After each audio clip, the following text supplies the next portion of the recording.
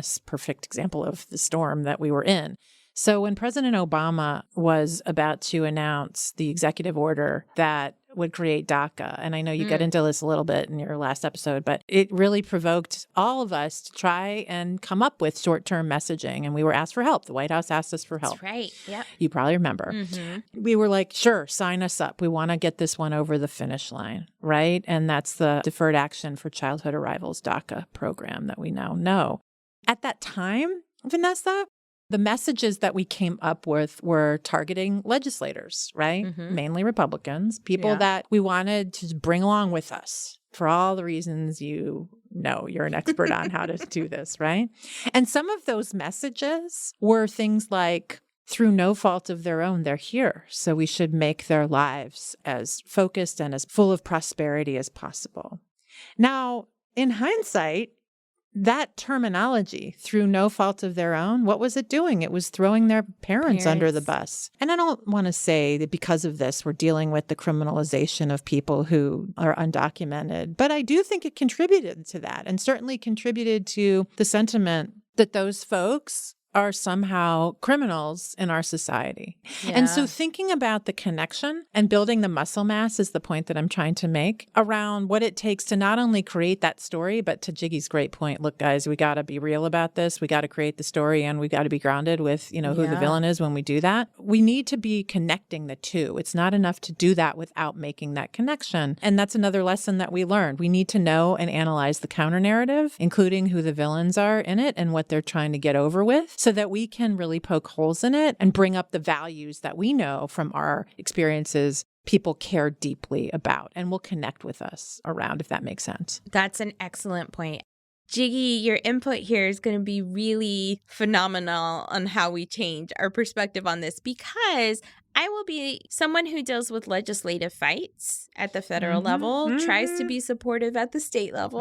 But oftentimes it's like, okay, man, like that's not really the end goal, but we got to get this baby win. And if I got to change something to get the little win in, to get the bigger goal, I don't like it, but fine. I'll do it. But then I think what we see happen is then people are like, oh, wait. So you weren't really wedded to that value. You really need to be squishy on that value, right? And then we'll go out and message and say, no, this is what we want. And it's like, but did you? Because you kind of gave a little bit, right? And it's that compromise versus where our values like really solid. So Jiggy, you talked specifically about like we have to, lead with our values. I hear your voice and I hear Tyler's voice in my head all the time. Lead with your values. Tell people what you stand for.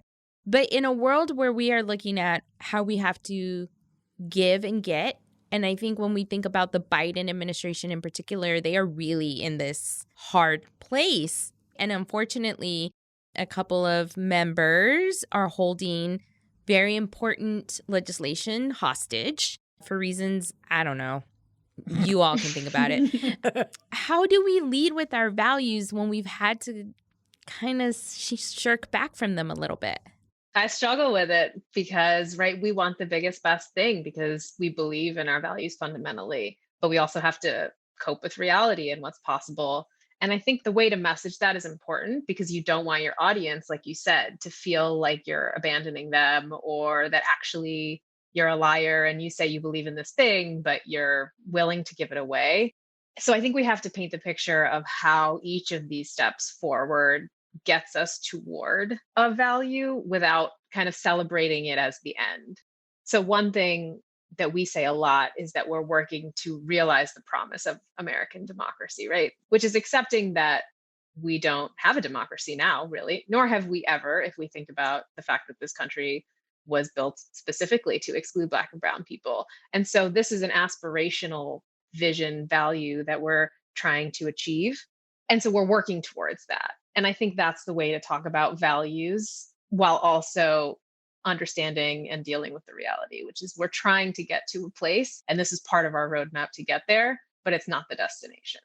And we want you with us on that roadmap. Journey. Yeah, on this journey. Look, I got to be aspirational and ambitious and optimistic, or I wouldn't be in this work, Vanessa. For sure. Yeah. So I got to believe, and that goes back to the point Jiggy just made. It's the journey, not the destination, right? And so the more we can be reminded and look for those tipping points and actually wire ourselves to be looking for them, and to do another thing that we constantly are trying to reinforce, which is identify and dismantle the assumptions that that senator is counting on.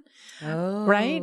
Because frankly, it's up to us to pick them out and to say, you know what, here's why that's not fair. Or here's why that power is not the power that matters. This is, right? Yeah. As I said, the power of people, of all people. So that's what I'm talking about here. And it doesn't, when you do that, mean that you're like acting as though there's noise in the other room that you're ignoring. Instead, you're combining that noise with your point, with your message, and with your story as you lean into telling it. Oh, I love that. That is a tactic we don't use. I think we just live with the assumptions, right? We know they have them. And so we're like, all right, well, that's not going to work because they think this about people. That really calls into my mind the abortion narrative. And particularly, I've spoken about it in the past, the abortion narrative when it comes to the Latino community and how forever it was perceived that, one, that we are all Catholic. We are not all Catholic. And that we are all against abortion. It just didn't matter. Aren't y'all from Mexico, too? We're all from Mexico as well. My family actually is, so hey. I just had to joke a little with you. Yeah. I just had a little joke.